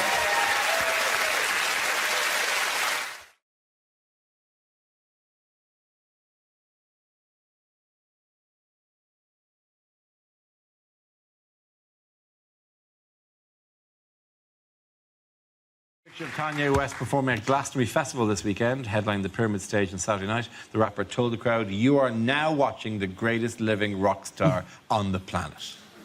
To which the entire crowd went, "Oh my God, who's dead?" He wasn't the biggest rock star in Somerset. Yeah. Yeah, he wasn't the biggest rock star in that field at that time. Literally. Let alone the planet, yeah. He also described himself as the new Warhol, and I think we misheard him a bit there.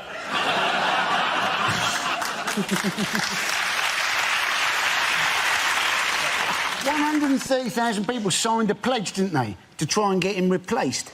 And there was a moment, wasn't there, when that crane hoisted him above the crowd that I actually thought they'd achieved their aim for a moment. On the coverage of this, I was kind of on the social media coverage. There was one bloke who said the only way he got through his set, this bloke's set, was when he realised that Kanye West is an anagram of Sweaty Ken. I bumped into Rob at Glastonbury. He was so excited about being there. You should have seen his little face. So, I agreed to do Glastonbury because it said you're on at 12:50. What I didn't read was AM. I was expecting a nice little midday gig, and I was there for 12 hours before I was on.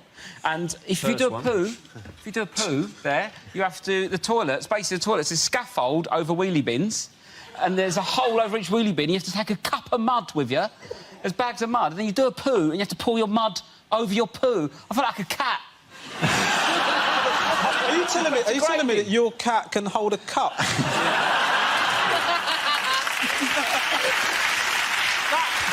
That toilet situation is just so you've got scaffolding and you've got wheelie bins underneath. Yeah, 1/3 of the toilets were kind of essentially a compost heap. So they wanted to recycle. They could use it as human waste as it. Yeah. So they had people with sand or soil or whatever. Well, why do you need fertiliser over that? All everyone's having all weekend it's cider and kebabs. What are you trying to grow with that? What are they trying to grow? People to go on Jeremy Kyle?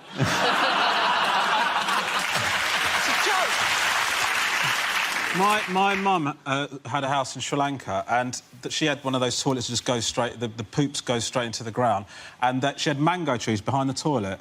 The mangoes were absolutely enormous. I've never seen... They were much bigger behind the toilet than they were anywhere else in that whole bit. But my mum didn't allow us to eat them because she said they're poor mangoes. Like, no, we weren't... My God, if you package them up in Waitrose, middle-class people were smothering... These are poo mangoes. They're the only mangoes I get. Oh, no! I ordered from Ocado. They've substituted my poo mango. It's for shitty beans. That's not fair. Every time I have a mango, I think of your mum having a poo. Poo mango. It's your fault. Hold on a second, mate. Hold on a second. I said I took a poo, and now you've made the leap, just brought my mum into the situation. Does she have shits now and again? My mum has never shit in her life, mate. How dare you talk like that about my mother? My mum's ruined mangoes, my dad's ruined baths. Between us, we're killing this country. Oh, I think we've just scraped off a layer there. Is that a story from your childhood? What's going on? A couple of weeks ago from the I see. Oh, right. Don't watch myself. No, I know.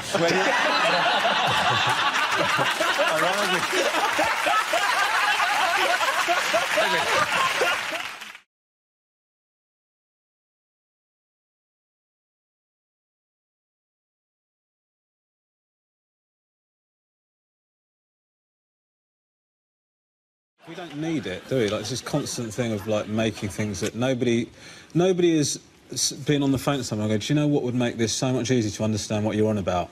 If I could smell you. I've actually just started pretending I'm Costa Rican. I will switch to whatever I need to, you know. In the cricket, I'm very Sri Lankan at the moment. During the Ashes, I pretended I was Aborigine. Like, I don't care. I will go wherever the results take me. He's basically made it fun for the Tories, because they could say anything they want. He's unelectable, so you can do whatever the hell you want, do you know what I mean? Like, we're going to kill everyone. Yeah, but I'd rather that than vote Ed Miliband. There continues to be heavy shelling here. Ramesh Ranganathan at the peanut factory. Is it what the minimum prison sentence should be for anybody that takes their shirt off in the summer? I find it unacceptable. I remember, like, when it used to be hot days, my dad would open up the curtains first thing in the morning and say, the white people are going to get naked today.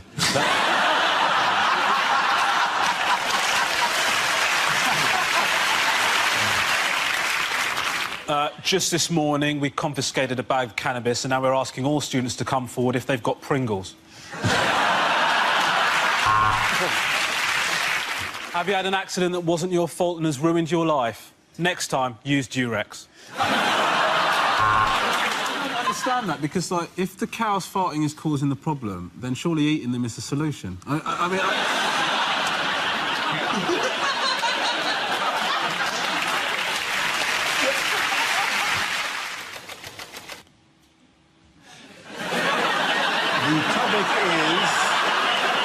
The topic is animals.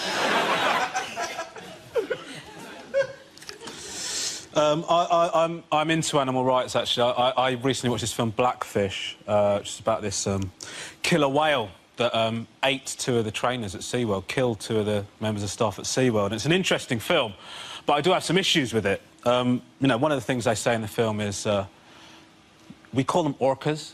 Some people call them killer whales, but these are beautiful, beautiful orcas. We call them orcas. This one killed 2 people. Right? That's a killer whale. Right? He lost the right to be called orca when he slaughtered 2 people. Yeah? And people are surprised by what happened. People are surprised by what happened. They say, "Oh my God, I can't believe what's happened at SeaWorld. I can't believe that one of the killer whales tried to eat one of the trainers." Listen, that's not a surprise. I'm a vegan, right? If you make me dance with a sausage on my nose for long enough, eventually I will try the bloody sausage, right? I don't think that's a surprise. And the film is presenting obvious stuff. I was talking to an intelligent person about Blackfish. He said to me, "I can't believe what's going on at SeaWorld. It's disgusting. I can't believe they kidnapped them from the wild." How else did you think that they got them? Did you think there was some sort of recruitment drive? And the thing is, you know, is they want to set this whale free. They want to set Tilikum free because he killed 2 people. Because he killed 2 people, they want to set him free. I mean, that's the opposite of crime and punishment, isn't it? I mean, people say because he lives in such horrible conditions. Listen, people live in horrible conditions. We don't let them off for doing stuff. You don't say, "Oh, Derek here killed 6 people. We can't do anything about it because he lives in Hastings." Thank you very much. I'm going to give the point to Angela Barnes there. Everything come back. Thank you very much. Well, as a vegan, I wanted to supplement my son's education, so I'm helping him to learn to read. That's one of the things that I'm doing, and helping your child to read is one of the most magical and rewarding things that you can do as a parent, on day 1. After that, it's one of the most frustrating, annoying, I'd rather punch myself in the face repeatedly than ever do this again activity that you can ever do. And let me tell you why. They do not care about making sense. Right? They'll just read all the easy words. When they get to one they don't know, instead of trying, they'll just look at the picture and just throw something random into the sentence without any regard for what effect that has on what they're saying. And I'm supposed to not get angry. I'm supposed to not get angry when my son goes, "Jack went strawberry? How could that be what it said? How could it be Jack went strawberry? What are you talking about? What would that even look like? How could that be what it said? Tell me. I tell you what, you think that's what it said, you go strawberry now. Go on. No, go strawberry. That's what you think it said. Stop crying, go strawberry. Go strawberry. Why do you do it? Go kiwi then, I don't give a shit. You're not doing it, are you? I tell you why not, because it doesn't make any bloody sense. My wife thinks I'm overreacting. Thank you very much, Robert. I do think it is a weird strategy, because what you're saying is we're going to make it OK for you to park by a broken meter. So, you know, a solution seems to be fix the meters. Do you know what I mean? Rather than make it OK to park next to broken ones. It's like saying, well, you know, all the trains are late and we know they never arrive, you know, when they're supposed to. So what we've decided to do to tackle the problem, we've decided to abandon the concept of time. So nobody's ever going to be late for anything.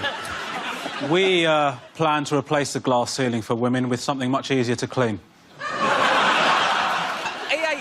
We was in Birmingham the other week doing a gig and you had cream on top of your goulash. No, listen. Hey. Hang on, why are you eating goulash? Goulash is... it's meat in goulash. I'm not that much of an idiot. It was vegetable goulash. Can I have a beef goulash, but hold the beef? Rob and I had an argument, a discussion about the fact that I thought it had combined so much with the goulash that it rendered the situation untenable. But Rob said, "You could have screamed that out, mate. I don't know what's wrong with you." It's not screaming. He's not vegan. He's eating cream over here. I can't believe it. I haven't even heard of it in Lewisham. Oh, we're such great mates. What do you think he got to the point where, like, you know, Nick Clegg finally thinks he's stepping up to the plate, like Cameron's on the phone? Listen, my phone reception is a nightmare. We've got an important situation. Nick, I need you to step up. I need you to do the right thing. Can you get in touch with Vodafone and get this sorted out? Russell Crowe stars as Bob Marley. The accent's so offensive you won't even care that he blacked up.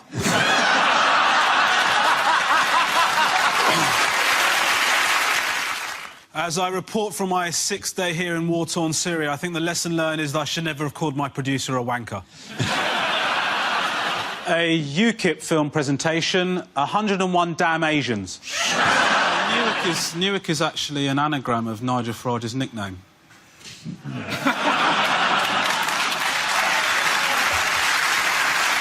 What? Cron?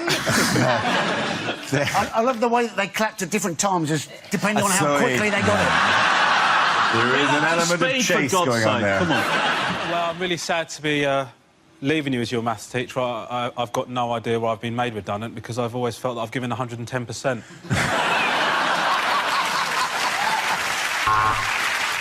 I think, you know, actually we should be talking about immigration now, because it's a good thing that he's put it on the table, because, you know, a lot of Europeans are coming into the country and taking jobs that my parents worked so hard to steal in the 70s.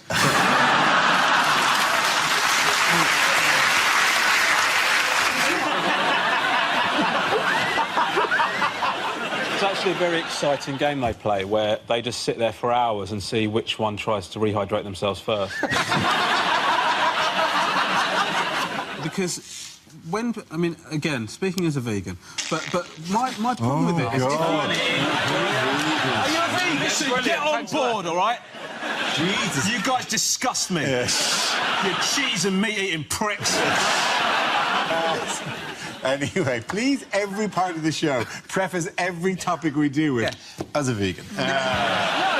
My point is, Dara, if I may... The pizza!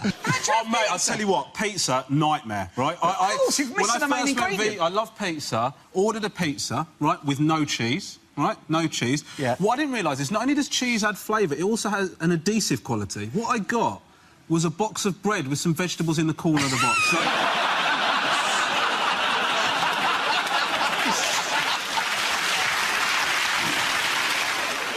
The public have spoken, and they said that I'm a knob. We're not interested, we're not engaged. I think they should combine the election of the leader of the European Commission with the Eurovision Song Contest. So, How is combining two things that we're not interested in going to make it more interesting? The issue that I have is that, you know, UKIP sort of attracting votes from sort of the elderly, you know, that this is sort of who are increasingly supporting them. And the thing is that you get worried because you think, well, I've sort of had more racist experiences from elderly people, and you can sort of understand how this comes about. But I actually think that elderly people should just be allowed to be racist because, like, they've got enough shit going on in their lives, like, without having to re-educate themselves. Do you know what I mean? Like, I've pissed myself, I've got 2 false hips, and now I can't say darky. Like, it's... I'm quite happy to make him feel comfortable, bump into an elderly person, just give him the old wobble head to make him feel all right.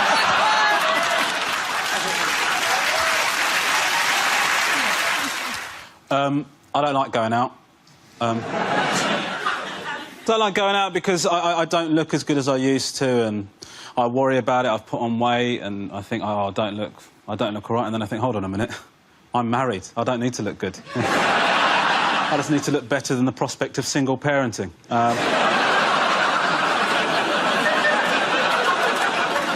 And I think I've got that in the tank, you know what I mean? I went out a while ago, and I was out with my friends. We're all in our 30s. We look like awful tribute acts of us in our 20s, and there's guys there, they're in their 20s, looking ripped and amazing, and I'm thinking, are they going to make us feel bad? Are they going to make us feel awkward? Are they going to make us feel like we're stepping on their turf? And the truth is, they ignore us. Of course they do. Why would they care? See a pride of lions hunting gazelle, they're not going to give a shit when a 3-legged hyena rocks up, are they? Comes to the end of the night, this absolutely gorgeous girl walks up to me, does not break eye contact for a second. I said, hello, this is happening. Can phone my wife, tell her I've still got it. The girl walks up to me, says to me, no word of a lie, taxi for Rachel.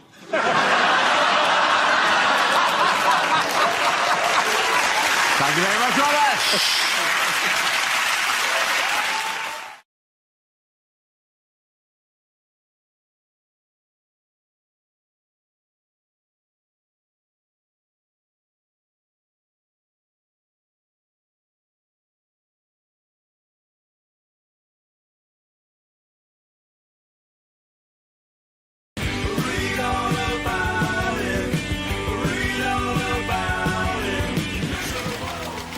The first subject is parenting. I'll take this. We have 2 children in our house. 2 boys. One is 4 months old and the other is 21 months old. Yeah. We didn't want there to be too big a gap, so my wife had them both by cesarean.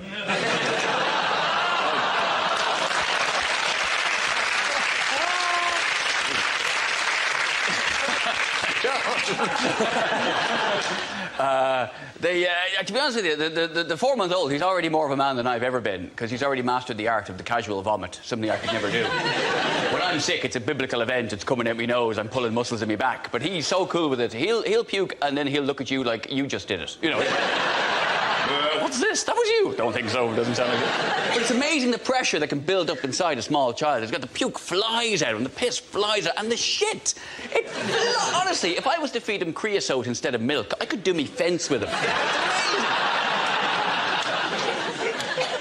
The thing we've been careful about, though, is even though I have 2 boys, I didn't name either of them after me, because I didn't want to have that big Ed, little Ed thing. Because when you call him one of your sons Little Ed, it just sounds too much like you're talking about your cock.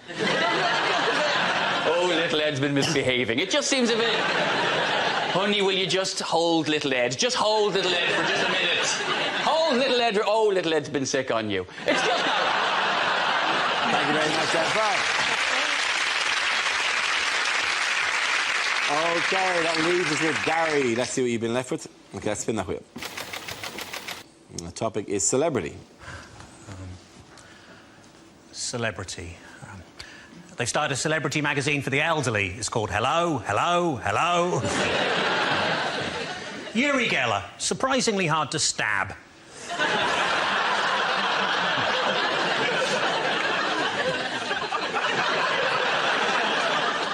Malcolm X chose that name rather than admit he'd accidentally put a kiss at the end of a text message. I went to see Walt Disney on Ice. Bit disappointing, it's just an old bloke in a freezer.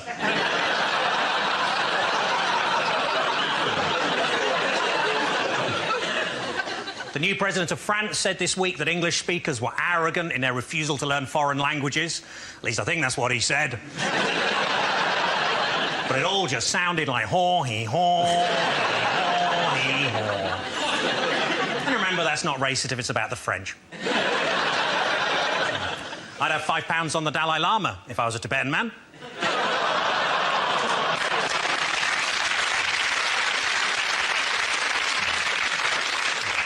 When they buried the man who invented Tetris, the whole cemetery disappeared.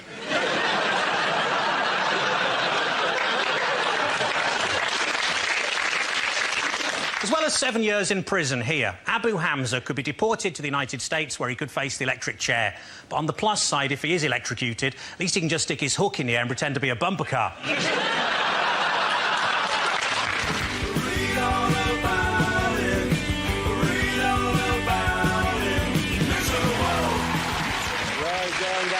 Point to both of you. Come on back.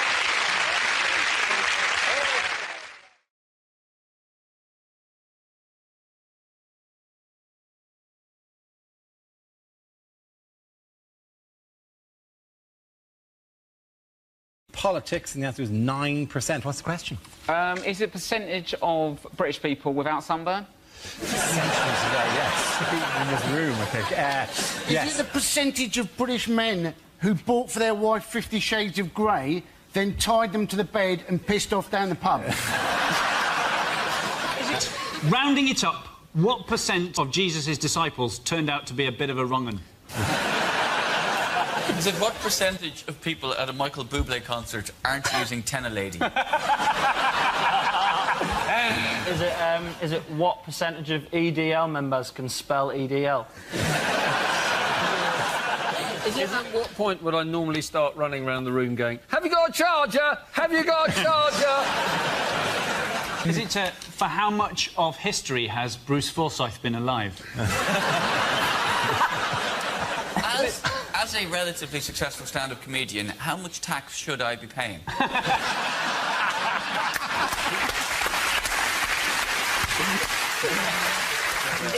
Is it the percentage of Talisa's phone book she didn't have to delete in custody? What are Edward Snowden's chances of making 40?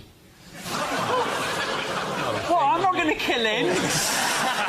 Are you sure you weren't initiating the murder of Edward Snowden? Unless this is a sleeper cell that I really hadn't known about.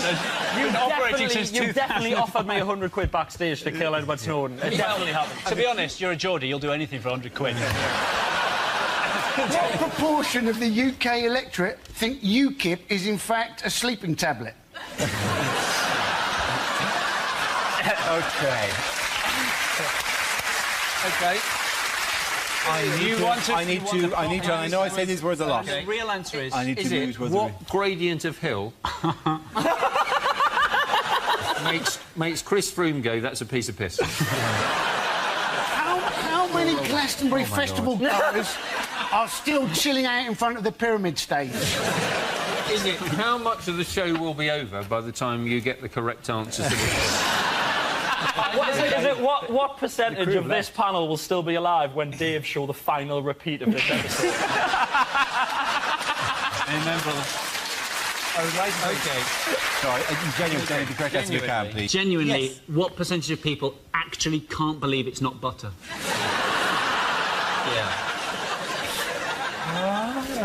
Is it genuinely... What percentage of Dale Winton's skin has not been replaced by a world of leather? Please, can we just have a proper answer for once in the show? Is this the MP's pay rise? Is this how much our MPs pay due to go up by? Absolutely right. Thank you very much, Ed Bird.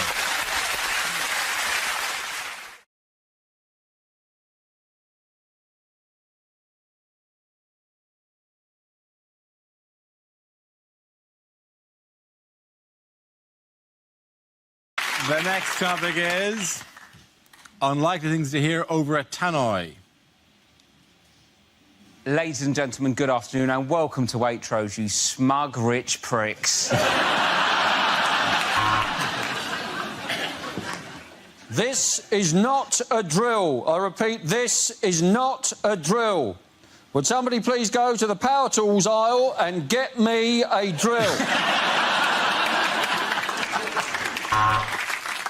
If you see an unattended bag, please don't report it. Remember, you're in world of luggage.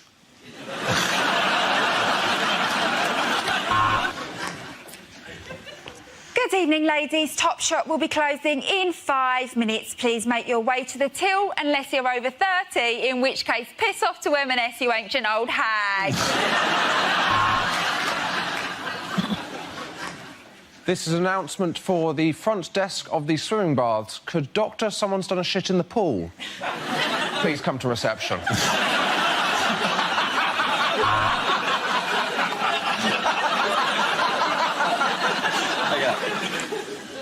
Would the couple having sex in aisle 2 please stop? Spillage in aisle 2.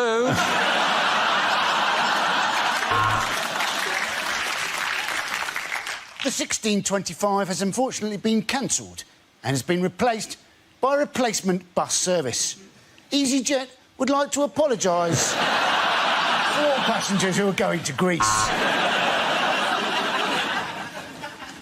I only work in the post office for the crumpet. Watch this. Widow number 2, please.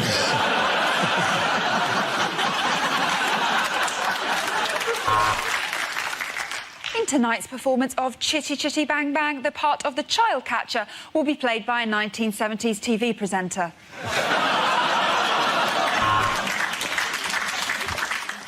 Welcome to Sexist Airways. I'm just going to pop on the seatbelt sign for a moment because we're swapping to a lady pilot.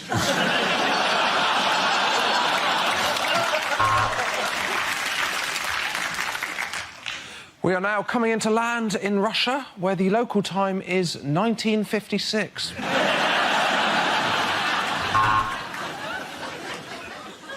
Welcome aboard the one-way saga service special to Switzerland. Just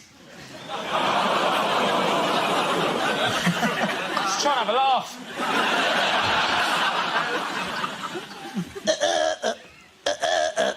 Attention to the submarine crew of HMS Nando's. Be careful not to burn your eyes on the periscope.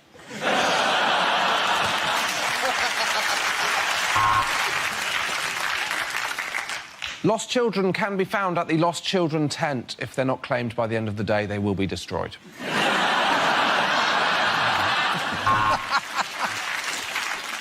Welcome to Megabus. Things haven't worked out quite as well as you were hoping, have they? Welcome to the sexist supermarket. Checkout number 3. Okay, get that right. The points go to Josh Hewitt-Milton.